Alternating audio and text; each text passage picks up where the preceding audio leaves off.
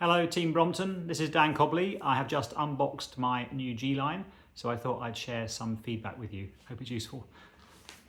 So, got it out of the box. First thing was looking at the booklet that came with it. It has got some interesting things in it. So, contents of the box. Interestingly, doesn't say bike. So I thought it would be useful to put that there, and also to mention the light and reflectors and seat post height adjustment, which are also in the box but not mentioned here. Then it goes into a detailed explanation of unfolding and fitting the pedal. I'd have thought that the unfolding would have been best done showing a video, so putting a QR code in here to link to a video is probably not a bad idea. Then there are some bits of odd English in here and some uses of abbreviations like SP for seat post, which doesn't say that much and probably adds a little bit to the difficulty of new readers reading it. Next, it's clear from the diagram of the box and my old bike that there should be two O-rings here, top of the saddle. There was only one on this bike, so I'm not sure how that happened. I fitted the saddle with the supplied Allen key, which was fine and okay, but it might have been easier if the preset or the default of the Allen key tension or tightness was open so that it would slide on and tighten it up. It would just save me a little bit of time in the process. I fitted the light. Interestingly didn't come with an Allen key, although because there was an Allen key provided for the seat, you kind of expect, if tools are provided, you expect all the tools to be provided, so maybe a note on that.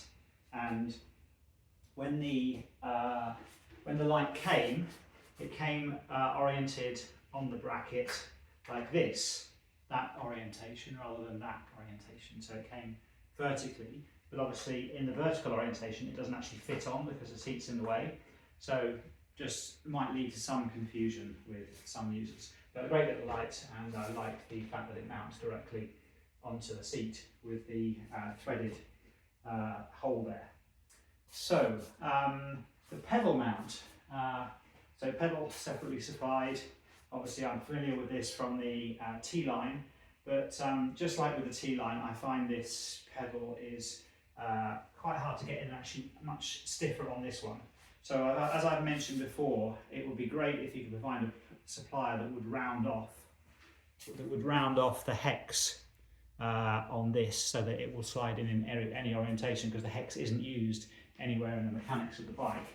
But even so, getting it in, because when you rotate the pedal, it doesn't rotate this for obvious reasons, it can be very hard to get alignment and to get it in. So that's can be quite tricky, and I find this one is actually much stiffer than with the T-Line, so finding that to be quite difficult there to get in, and equally quite difficult to get out, so it requires quite a squeeze.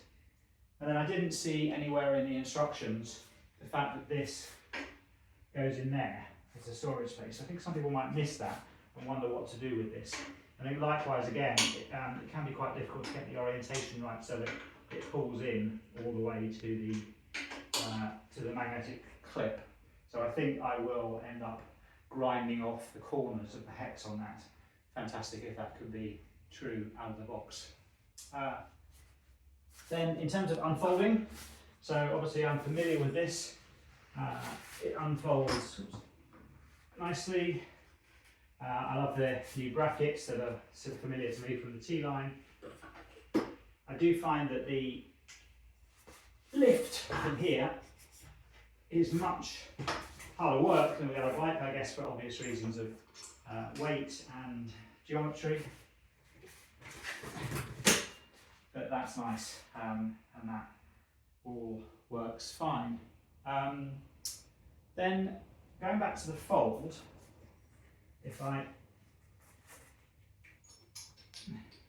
I'm used to doing this in a single movement with the other bike, so that's all good.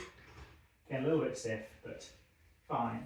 The thing that's really surprised me was how far out handlebar is from the rest of the bike. So the gap here is very large, and that's because you haven't got the ability to close it more here. What I did is I took the little grommet thing off here, the plastic end, removed the two washers, and taking those two washers out actually saved me 1.5 centimetres of fold space, which would be quite important if you're trying to fit it into a luggage rack or into a cupboard at home. And it could actually go another 2 or 3 centimetres closer, which could be achieved by having a shorter threaded hole here. So I'm thinking I might try and grind that down a bit to bring that back. And obviously you can always add washers if you need a space, because you've got some sort of luggage carrier or something like that here. Then I love how smoothly it rolls. In fact, I've just discovered there's a slope in my garage that I didn't know about. When you're not rolling it, there are times when you want to carry it on the stairs, for example, and I find that obviously it's more forward heavy because of the orientation, but also being that much bigger, it doesn't come off the ground with a straight arm at my height. So it means I need to have a bent arm to carry it, which is going to be very, very tiring. So naturally I would probably lift it from here, from the frame to get the lift. But when it first arrived, that created a certain amount of semi-unfolding because of the lack of adjustment in the block down here, which is in the notebook. In the guide, that's actually quite confusingly explained. It's quite hard to see what's going on and where the adjustment is. I think definitely a diagram of the actual adjustment screw there will be helpful. And also in the book, it says that the adjustment is done with a 4mm Allen key, but in fact, it needs a 3mm Allen key. But then lastly, I thought possibly a different way of achieving the same objective and making sure that it doesn't partially unfold is by using the fact that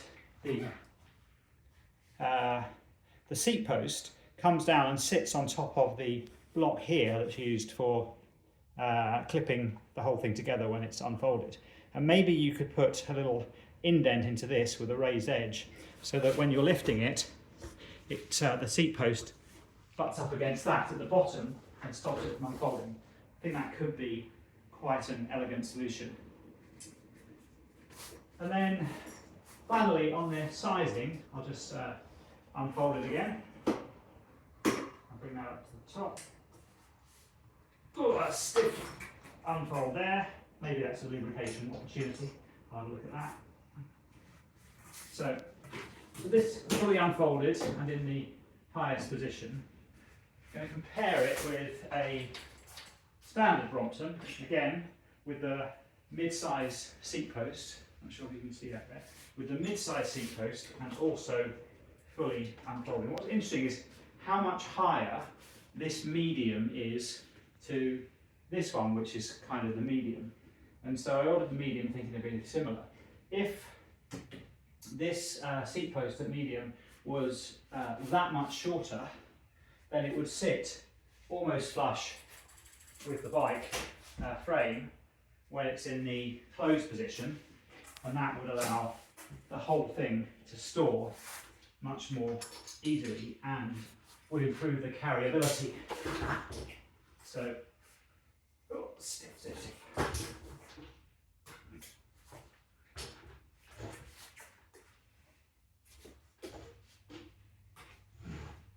Why is that so stiff now? Oh.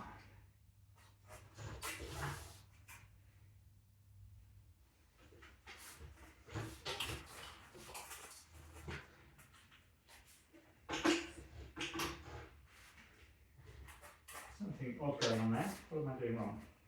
So let's bring this back, tighten it up and start again. So